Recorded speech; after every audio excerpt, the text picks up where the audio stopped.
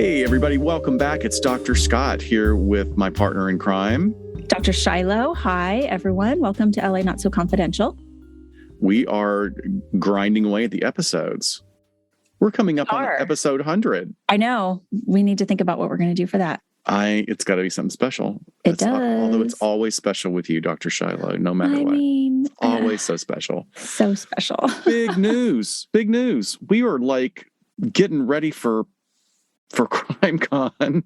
I'm leaving in the morning. We're ordering things and doing TikToks. You pulled my lame old ass into the world of TikTok. Okay, so I will release that one today as this episode comes out because it'll be the day before we leave for CrimeCon. So awesome. Get your TikToks ready, people. Get your counts ready. No, I'll put it on our other social media also. But yes, so obviously there won't be a Get Vocal this weekend because we will be in Las Vegas, but we're hoping to take some moments to live stream, and we'll be sure to be posting a lot of things so you guys can feel like you're there with us. We're not doing the virtual booth. It's just too much for us, our little pea brains, to keep track of. So nothing official, and it will all be through our social media that we will help bring you with us if you are not going to Las Vegas this weekend. Yeah, hopefully we'll be able to do some live streams on Facebook and maybe TikTok and Instagram just to connect with people. And then who knows what the future will bring as we get more experienced with CrimeCon. You've got one up on me. This will be my first one. But we hinted several episodes ago, gosh, it's probably been 4 or 5 months actually, that we hinted at something very big happening for us that we were super stoked about, and we've kept it very much under wraps, so we can talk about it now. We are becoming part of Glassbox Media. So we are still part of the Crawlspace network. Crawlspace is our family, and Crawlspace introduced us to Glassbox Media, which is a wonderful venture capitalist firm that is getting into media, and we're excited about what they're going to bring to the show, and they're excited about what we're bringing to Glassbox Media. So it is a match made in heaven as far as I'm concerned. Yeah. So just stay tuned, guys. We'll do a little announcement because what this means for you is more content. We are going to be working our booties off to bring you some more content, stuff you have asked for.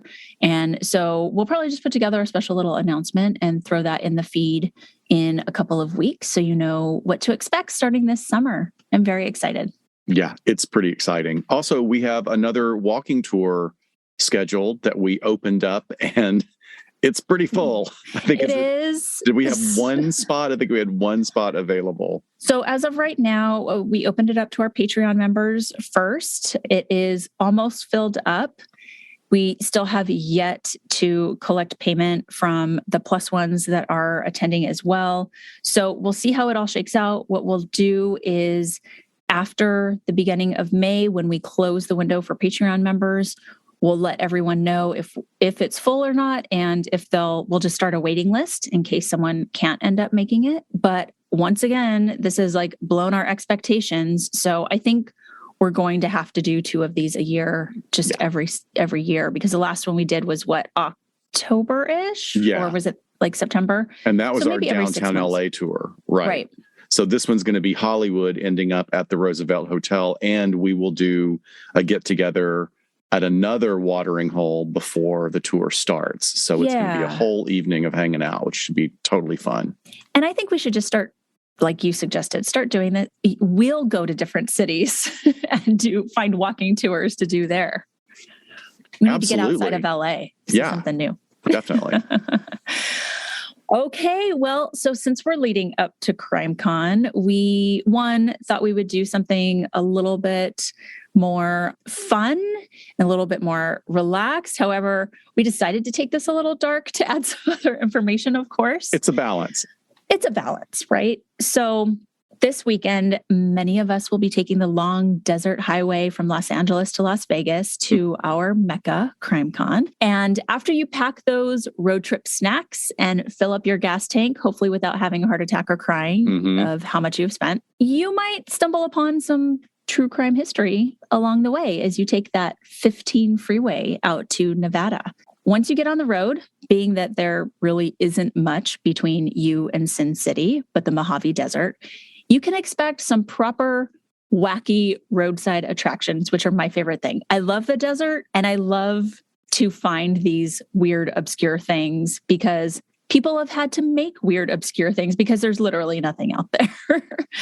So high on my list are some things that I haven't done before, like the abandoned Lake Dolores Water Park in Barstow, California.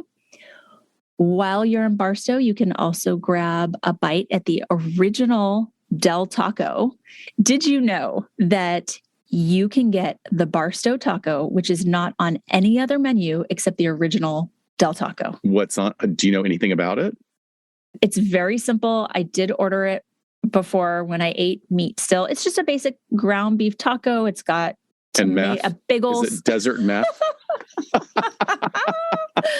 That's what those little flakes were on top. Oh my gosh. I got to Vegas so much fast energy. After that. I got to Vegas. It's very simple. I don't know. I'm sure I have a picture of it somewhere. It's pretty uneventful. It's not very exciting, but yes, it's the original Del Taco for the Del Taco fans out there. Stopping to see the Bonnie and Clyde death cart is also on my pit stop list. So it's currently made its way back to Whiskey Pete's Casino at State Line. And of course, I'm going to have a couple of folks road tripping with me, and we cannot miss the ultra cool Seven Magic Mountains art installation, which is just outside Vegas. I've been before. It's beautiful. It's amazing. And just the coolest thing ever from afar and up close. Damn it. Why am I flying instead of riding with you? I am your itinerary bitch. You don't even know that I could have planned something really cool for a road trip for you. Well, next time. Next time. It's because you're a diva. That's why. That's it. Well, I'm planning our rail trip to Washington. Yeah, to Washington when we do the podcast festival up there. That should be fun. Okay. That will be your thing. But yeah, you're going to have a blast, and you're bringing some support.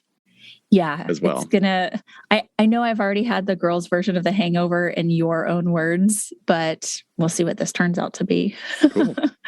However, there's a place that I have never stopped, a place that has gotten a chuckle out of a lot of road trippers, I think, for decades, and that is Zzyzx Road.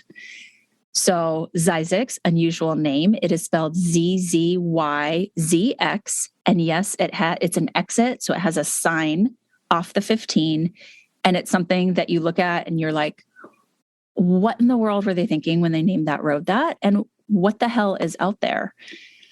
The road sign sits halfway between Barstow and State Line, and most people don't give it a second thought other than that. But we're here to tell you about the sordid history of this not so oasis. You have really set up a story there. This is one that I knew nothing about, although I had seen photos of the road sign, because that's like a sort of an iconic Southwestern U.S. sign there. So our character, or one of our characters today, is Dr. Springer, and I use a lot of air quotes when I say Dr. Curtis Springer. Curtis Howe Springer was born December 2nd, 1896 in Birmingham, Alabama. So shout out to Birmingham, where I did my undergrad. He left school after 9th grade and was initially married a couple of times to women who would be integral to his culty sort of get-rich-quick plans. And Springer also had several children. Dr. Shiloh, before we go on, can you describe this gentleman's appearance, as it is quite unique? Sure. So I'll try my best. If you Google his photo, probably the most common picture of him, he's a white man, probably in his 50s, but who knows? It was a long time ago. You know, he could be in his 30s for all I know. It's really hard to tell ages from the turn of the century or just after. He's looking very fancy in a tuxedo. It has a white bow and he has a dark jacket on. Bit of like a scowl, but a very serious face, and his hair. So his hair kind of looks like a weird bell curve. Like it's got a little bit of a maybe poofy pompadour at the top. And then if you can just think of like a bell, it comes down and then sort of around his ears, it starts to to fly out a little and then come back in. So think of it as a male Rosanna Dana, Gilda Radner from Saturday Night Live. Oh, there you go. Yeah, like a pyramid on his head. It looks very stiff and it probably would not move even in the desert wind. But I don't know. He kind of looks like a crazy orchestra conductor to me or something in this photo. Yeah. And it's interesting because this guy's life, he lived a pretty long time. And, he morphed from, being a person growing up in the 20s and 30s all the way to sort of a suit and tie guy when he was in his 70s, still promoting the project we're going to talk about. So he claimed a lot of things. He claimed to have been a private in the United States Army, where he said that he had taught boxing, although there's no record of him ever being in the Army, and not sure that a private would be doing any instruction of any kind, actually. Yeah, I don't think so. Yeah. In his early life, he was kind of what we would call a hype boy for politician William Jennings Bryan, who ran for president 3 times at the turn of the century, and was also notorious for supporting prohibition, often referring to alcohol as demon rum. Nice. So Springer also hustled as a sheet music vendor at evangelical tent services. So it seems like wild time. Yeah, kind of a jack of all trade, right? Yeah, it sounds like he's got sort of this political interest, and then there's like this evangelical interest. I don't know. This already has very like, oh brother, where art thou vibes for me, but I think I'm a couple decades off with that. No, I think that's accurate. But, when we've talked about confidence men, there's all sorts of confidence men type that are brought towards the places where you can be in control of people, which is evangelical movements, religious movements, political movements. So yeah, it seems like it's got a good fit for this guy. Following World War I, Springer worked at a school in Florida. And then in the late 1920s, he moved to Chicago, where he became employed with an automotive technical school called Greer College. So not really an academic institution, but a technical school. He was fired by 1930, and the school was forced into bankruptcy shortly after shutting down. We don't know if he had anything to do with the bankruptcy, but interesting that they're so close together. Yeah. Mr. Springer, because we're not going to call him doctor, started giving lectures throughout the Midwest, referring to himself as the dean of Greer College, which now no longer existed. And even at times, he would tout himself as a representative of National University, which didn't exist at all back then. No. He also made associations with other non-existent institutions like the Springer School of Humanism, which is an interesting title. He just named it after himself. Yeah. And humanism just is such like a broad term. Like, What does that mean? The American College of Doctors and Surgeons. Well, that sounds legit, really. Mm-hmm. The Westlake, West Virginia College. Yeah, which is hard to say because it's, why would you say that? Anyway. No marketing firm would approve that name. Exactly. And he was always going by Dr. Springer. But remember, he didn't finish high school. His lectures were always free, but he would ask for donations. And then he really saw the potential at how easily people could be parted from their money. Mm-hmm. When he would advertise his lectures, he often used the suffixes MD, DO, which is Doctor of Osteopathy, or PhD, or other medical doctorate titles after his name. We know a few of those. Yes. People that do that. Yes. And we are constantly frustrated with the people that decide they're going to take the psychiatric. For those of you who know what I'm talking about out there, know what I'm talking about. Anyway. Go listen to Crawlspace. Go listen to Crawlspace. Anyway.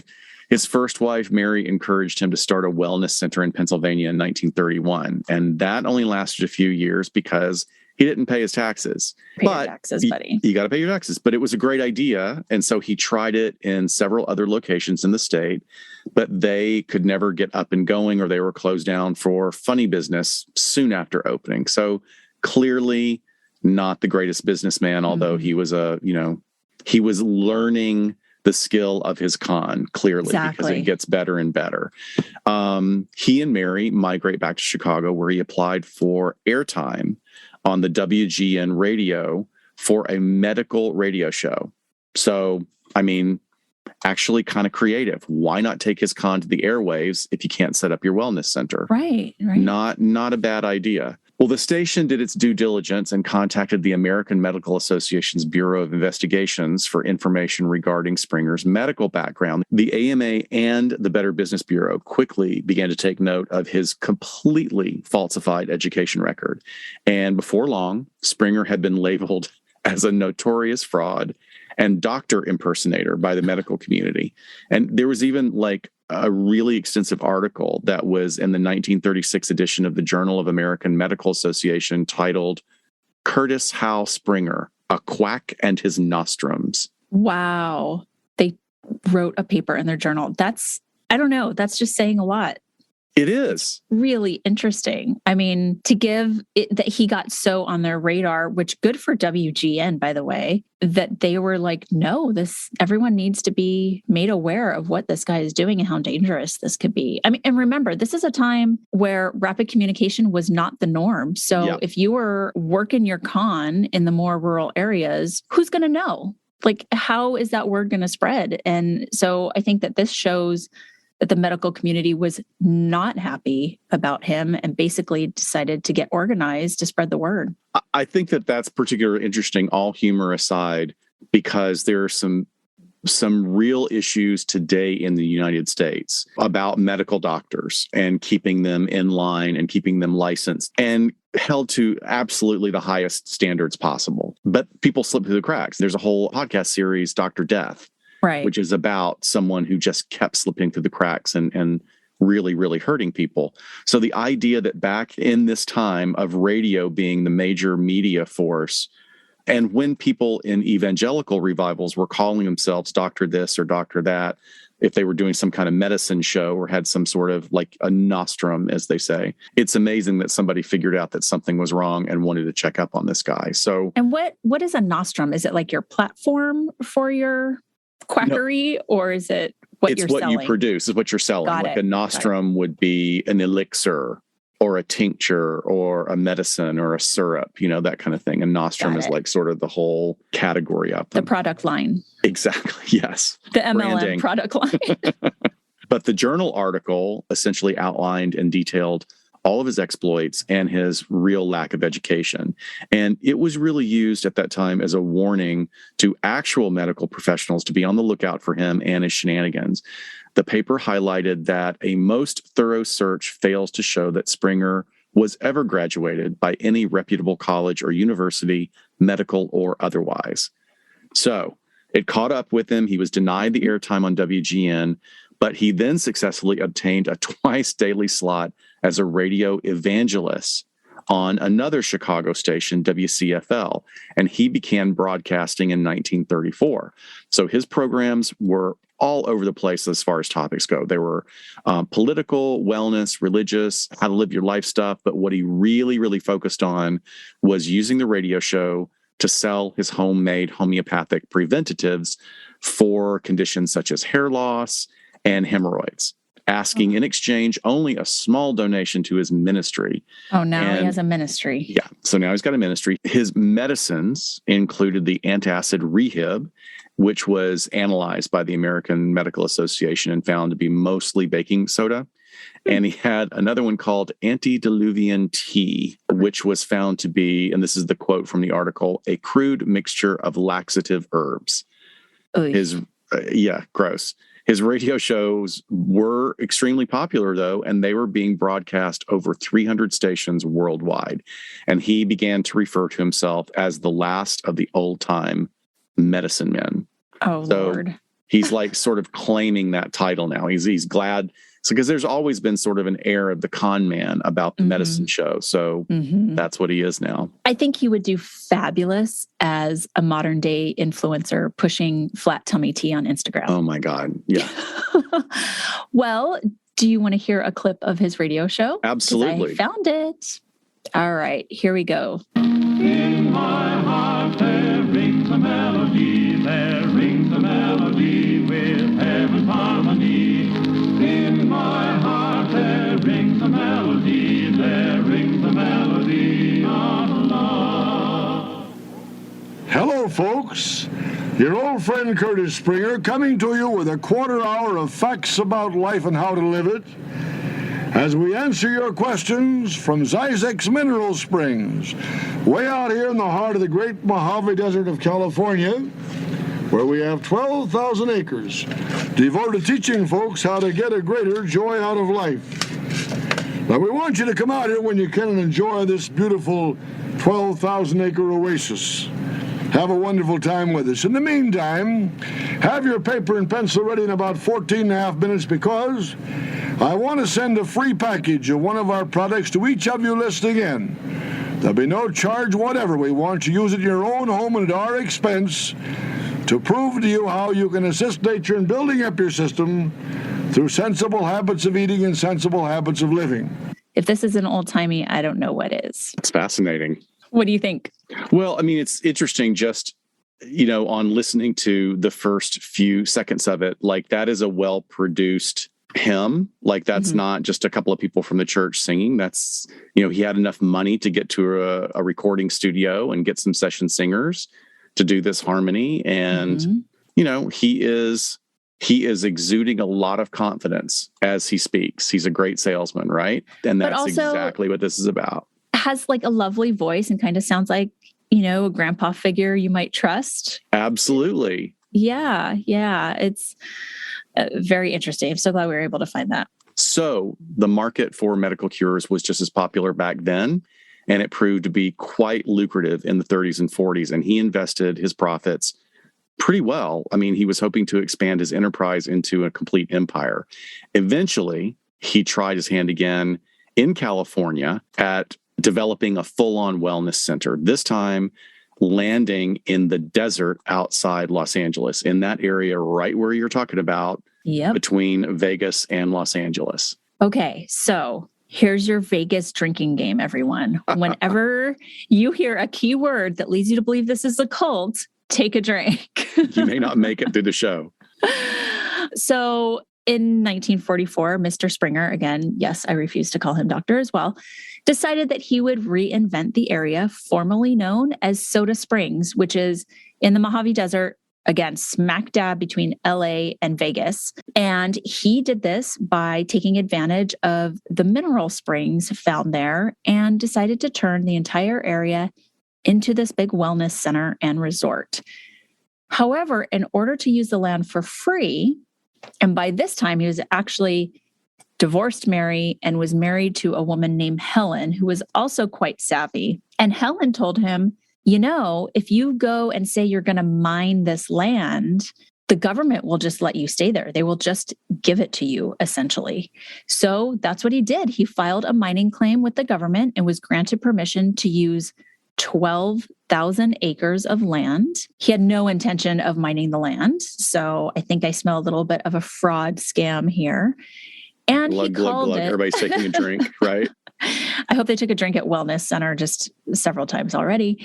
But he decided to call it Zzyzx because he wanted to have the last word in the dictionary. Since he and his wife also had a place in Los Angeles, they were very familiar with the down and out folks living on and around Skid Row in downtown LA.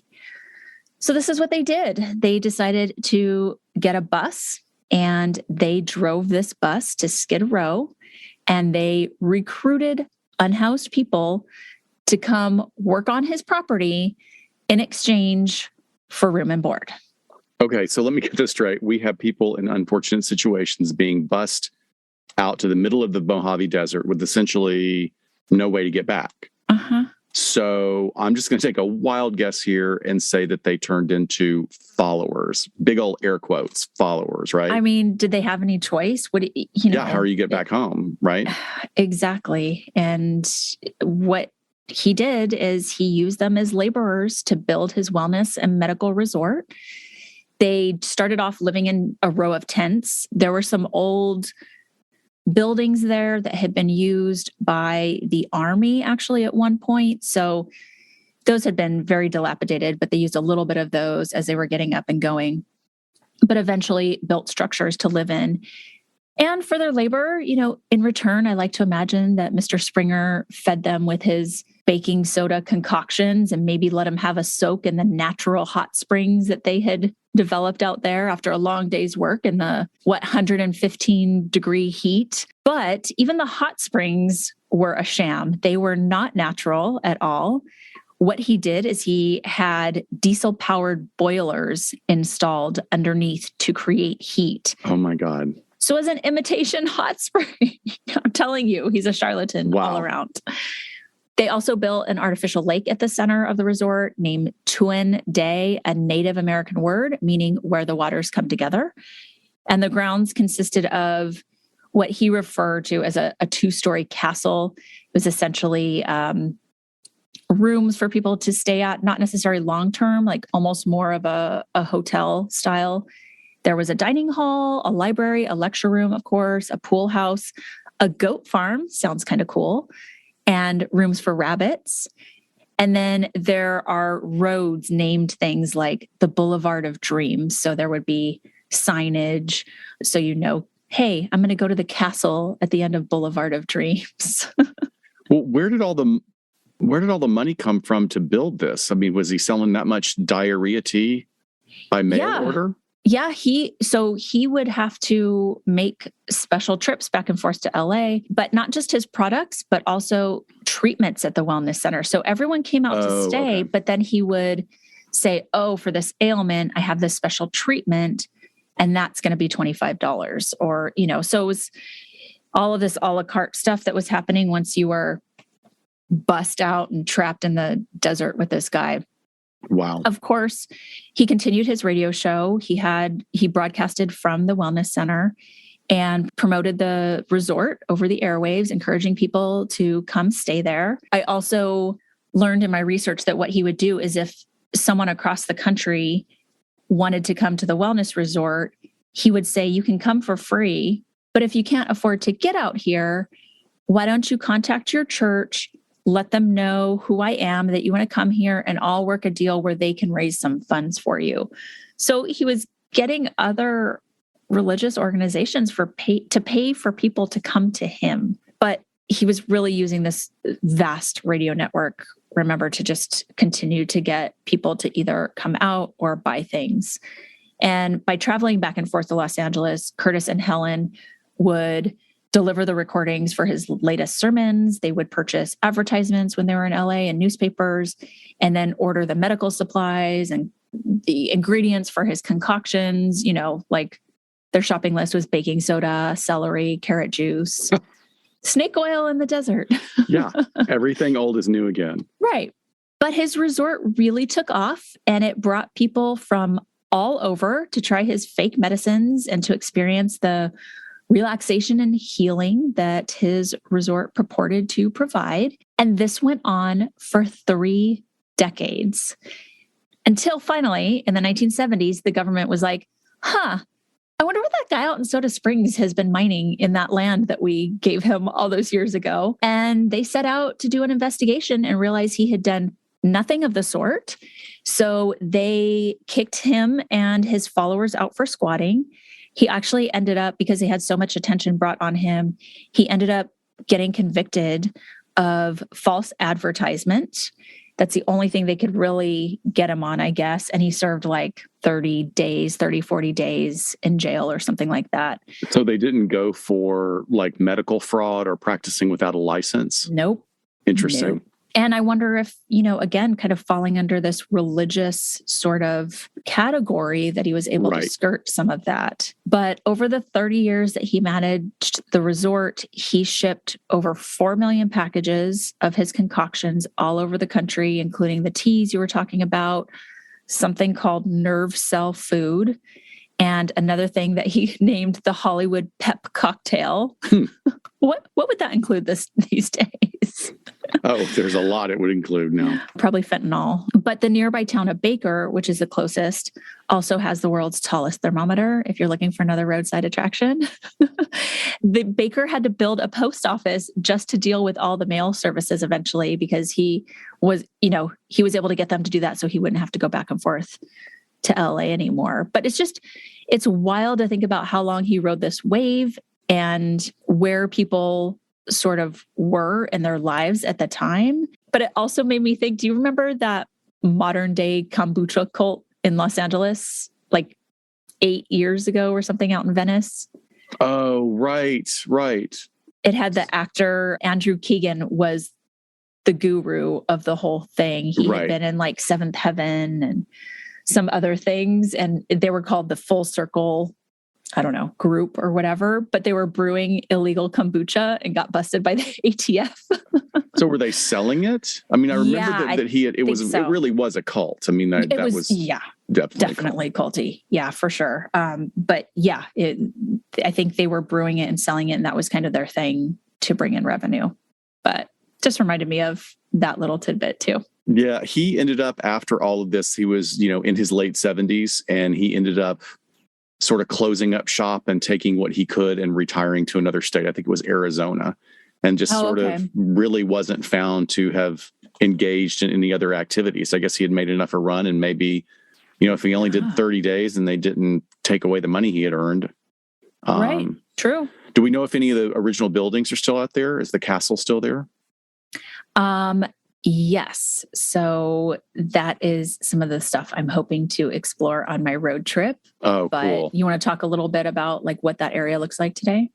Yeah. I mean, it's interesting because this is a particularly American experience, and a lot of it occurs out here in the Western lands and the Northwestern lands, particularly like Alaska and Southwest US, although it can happen in other parts of the states. And that's the idea that it's unincorporated areas. So Zzyzx was formerly Soda Springs before he got it to change.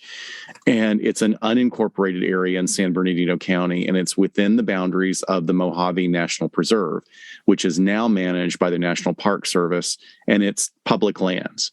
So like you were saying, the site is the location of Lake Tuende, which was originally part of the spa. And now they kept it as the refuge habitat of this endangered fish called the tui chub.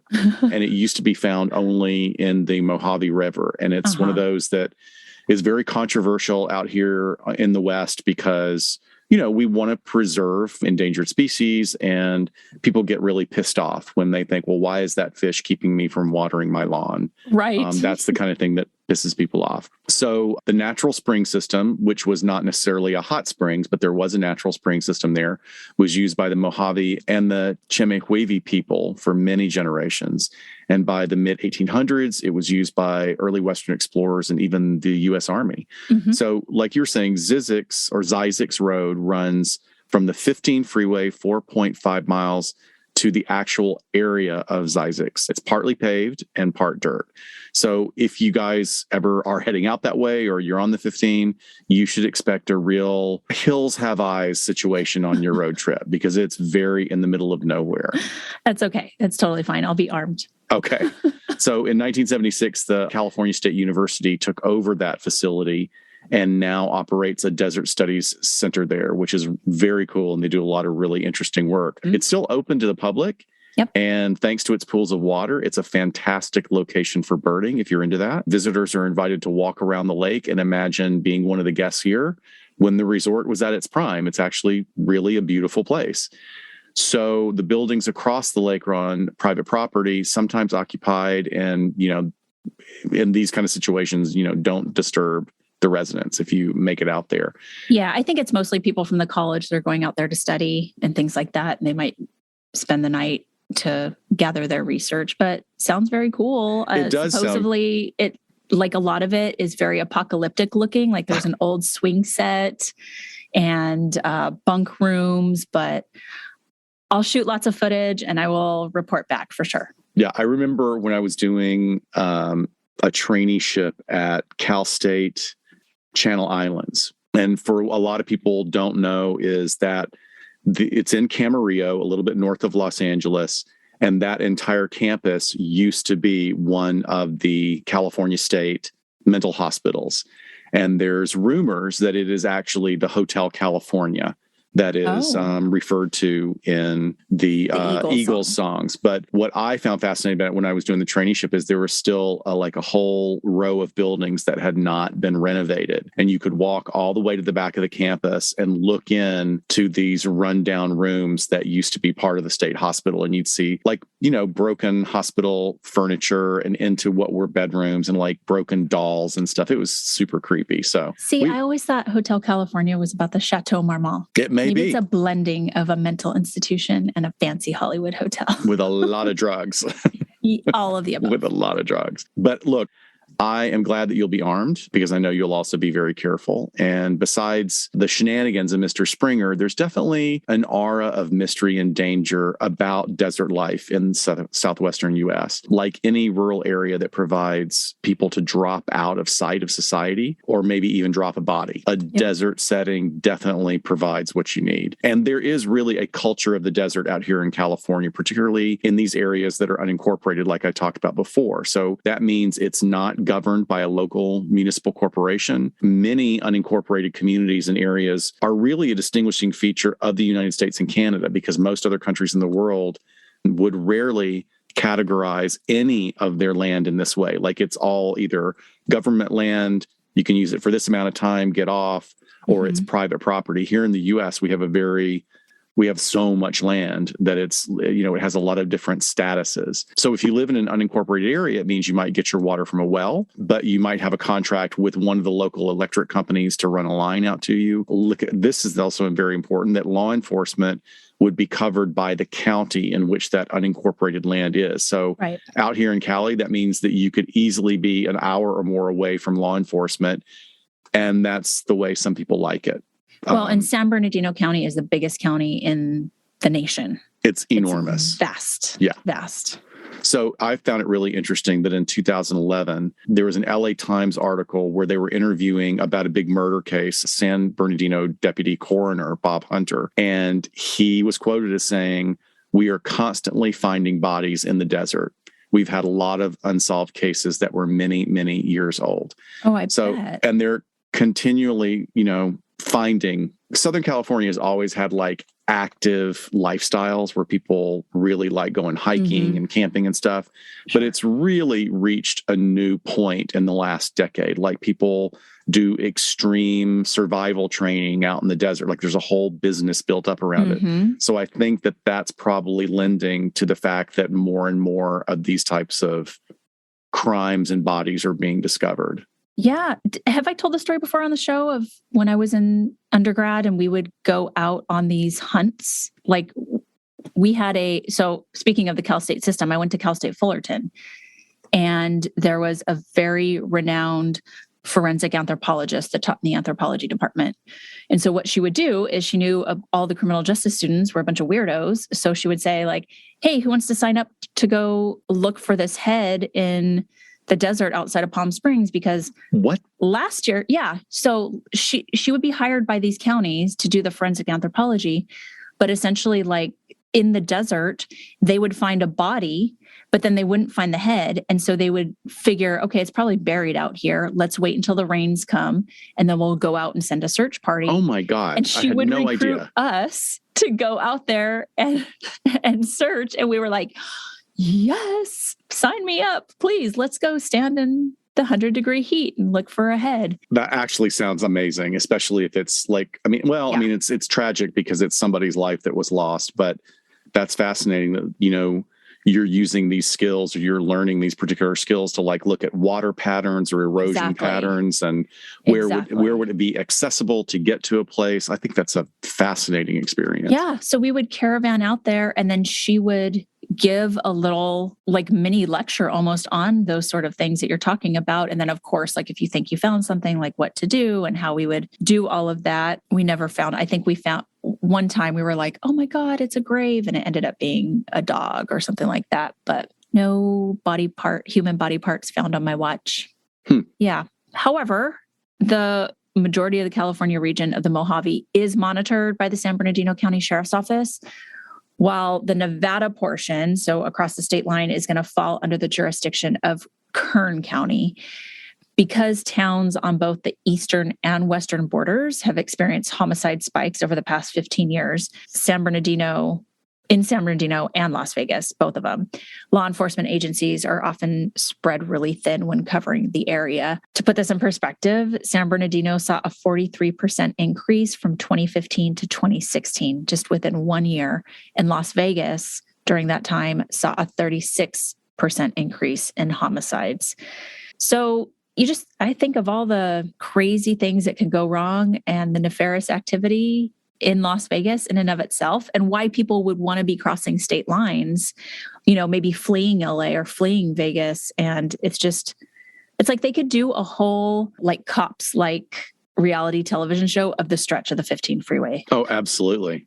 Absolutely. I mean, it would be a freaky noir, just like, all the periods of time where nothing's happening. I do think it's really interesting because those stats are so jarring to think of it in terms of sort of, there's a talking point in politics that always wants to talk about the level of violence in big metropolitan areas.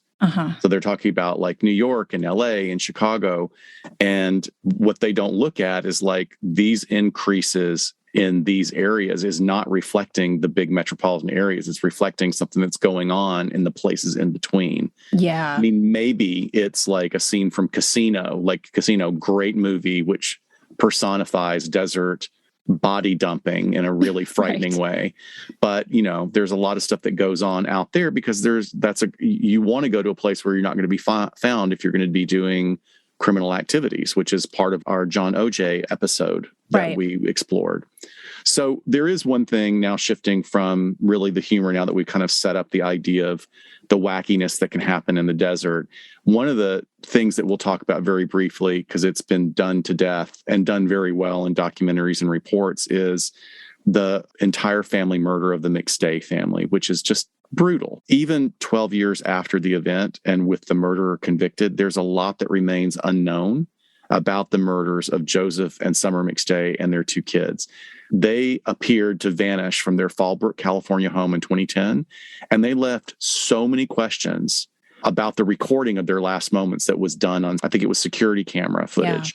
Like there was food left on the table, the security cam footage of this really bizarre and wildly unorganized packing job into their SUV that led a lot of people to think, are they on drugs? Which I think it was misleading because the sped up footage that was shown on multiple news outlets sort of added to the oddity of this family preparing to leave. Yeah. Because it wasn't organized. Like you just think of like sort of mom and dad energy of, we've got two kids, let's do this. Organized, and it's just this back and forth with like bringing out one small thing and putting it in the back. And I found it interesting that in the online discussions, there were even people drawing a parallel to the elevator footage of the Cecil Hotel guest, Elisa Lam, when she was having her manic episode and sort of jumping in and out of the elevator. So and kind of the sped up, the weird like speed of it. Yeah, the glitchiness of it is just very odd. I mean, and again, as we always say, it's very difficult to understand what the motivations for things are. Maybe they were only going to go out for a day, and that's why they left fruit on the table, and that's why they left a bowl of popcorn on the futon. But who knows? Anyway, they disappeared, and their car was found with no bodies, and there was just this mystery, and there was a miscommunication between law enforcement agencies and neighbors. Some people thought that they had gone out of the country for an extended period of time. It just very, very confusing and sad. Well, I think there was even footage of a family crossing into Mexico at the border that for sure they thought that was them. Because it had two little kids, right? Right. But 3 years later, their remains were found buried in shallow graves in the Mojave.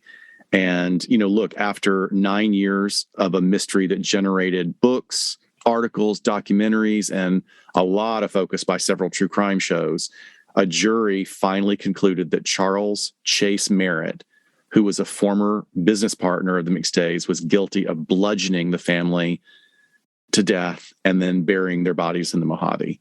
Brutal, just to think about, like you've got a beef with dad, so you take out mom and dad, and then you have to take out the kids because they're witnesses of it. And it would have never gone discovered except for, like I was saying, the increased activity in the area. 3 years after the event, a cyclist just discovered parts of a skull right off the interstate of 15 right there in Victorville. Oh my gosh.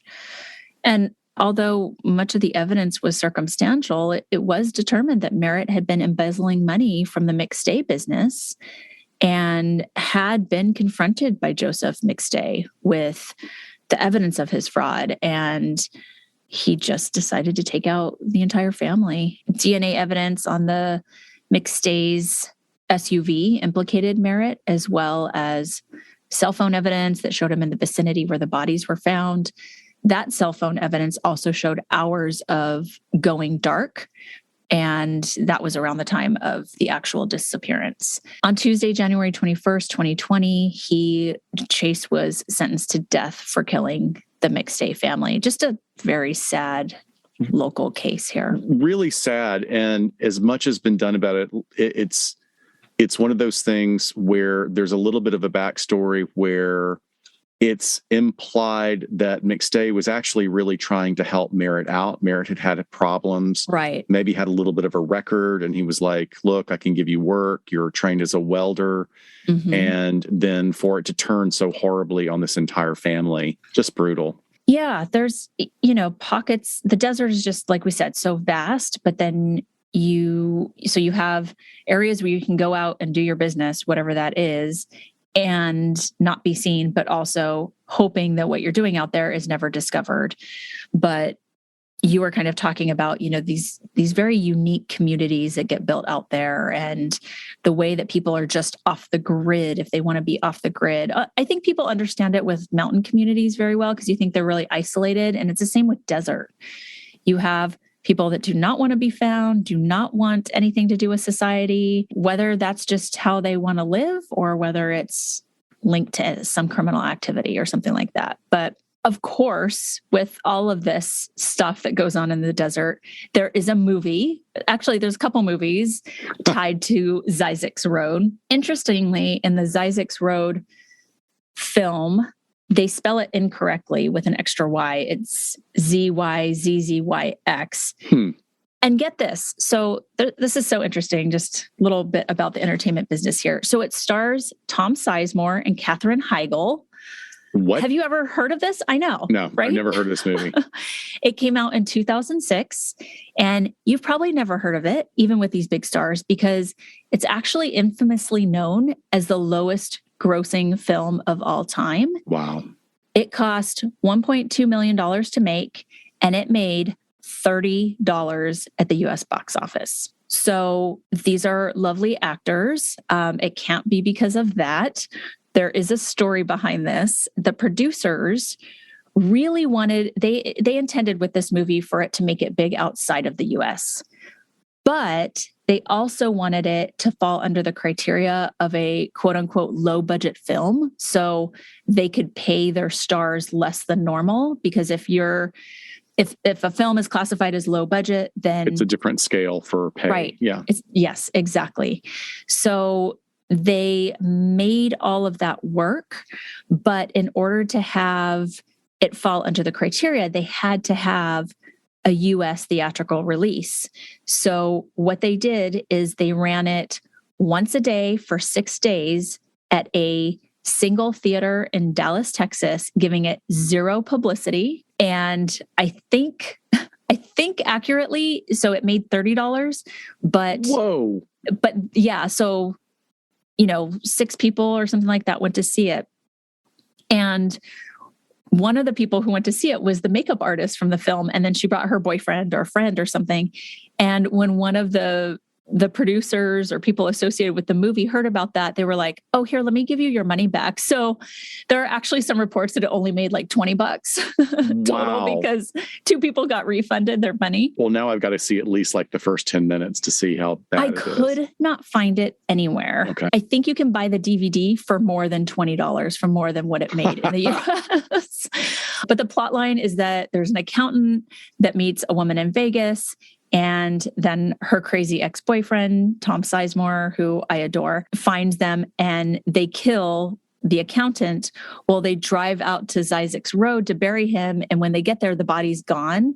And then it's sort of this like cat and mouse survival thriller after that. But weirdly, and this is so weird how this happens in Hollywood, maybe you can explain it to me, but that same year, another movie named Zzyzx Road with the correct spelling was made.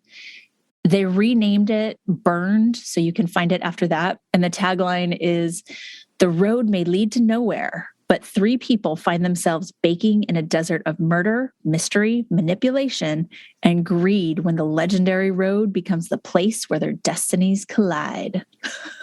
That's a really long tagline. It's a very long tagline. And it doesn't really tell you anything at all. It has so many adjectives in there. Yeah, every once in a while, something weird will happen like this, where there's a synchronicity where 2, war movies about the exact same topic will come out. Yes.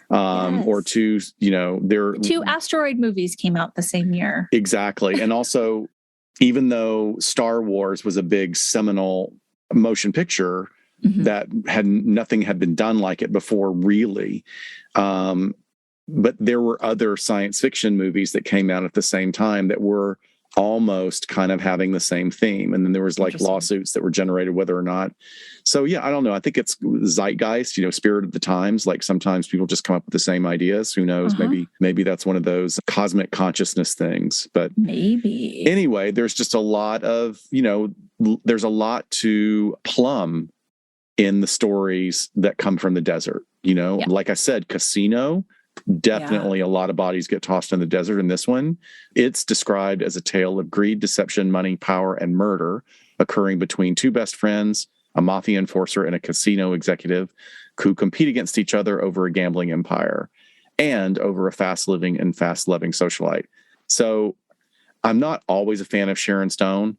She's unbelievable in this movie. So unbelievable and tragic. Like, you love her, hate her, and then feel so sorry for her. It's just like someone caught up in something much bigger than them. Oh man, does she play like a spun out mobster girlfriend so well? Yeah. When she leaves to go to the bar and she has like tied their daughter up so she doesn't go anywhere and she's going to be safe, and she thinks that's like the thing that's to do. Okay. Jesus. Yeah. Great movie. Yeah, but also like they frame it that she's so far into her addiction at that time because she's just doing so much coke. And then another one that this one did really well, and it's actually a good movie. It's really very much representative of like late 80s, early 90s is California. And that is about, what's that? With a K. Yes, California with a K. And that stars Brad Pitt, David Duchovny, and the always delightfully unhinged Juliette Lewis. So good. I mean, she's like a young Amanda Plummer. She's always going to play somebody that's like got an edge and really good. But it's a really interesting story. So these 2 journalists are going on a tour of serial killer sites with their 2 companions, not knowing that one of those companions is also a serial killer. So it's actually worth watching. I haven't watched that in a long time. It's good. It is good. It is good. Well, this has got me so, I don't think many people get excited for a 4-hour road trip through dirt and cactus, but I love it. The trip out there is always great. Coming home, you're kind of like, I just want to get home. This sucks, but I'm going to have good company. I know we're heading to something super fun. Absolutely. And we're going to have some cool things to see along the way and just kind of chat about the true crime that has happened along the 15 freeway. Yeah, it's going to be great. We will have other things like this now that the world is opening up again and we can actually start traveling and going to the conventions. We're going to have some other stuff. I'm really excited about taking Amtrak for a very long time. I've always wanted to do that. Right. And I've convinced myself I'm going to, and I'm going to grab as many people going to the festival as I can to. You're literally forced just to like chill and relax and make your way to wherever you're going. And the Wi-Fi is supposed to be spotty, which makes it even better, which means I can read and watch the scenery and do some writing and not, Perfect. be hooked to the web all the time. Yes. But folks, look for us as this episode drops just a couple of days later. You'll be getting updates all over social media from us at CrimeCon. We're very excited about being on Podcast Row this year. It's going to be fun. Yep, absolutely. All right. We hope you enjoyed this one, and we will see you next time on LA Not So Confidential. Bye, folks. Bye.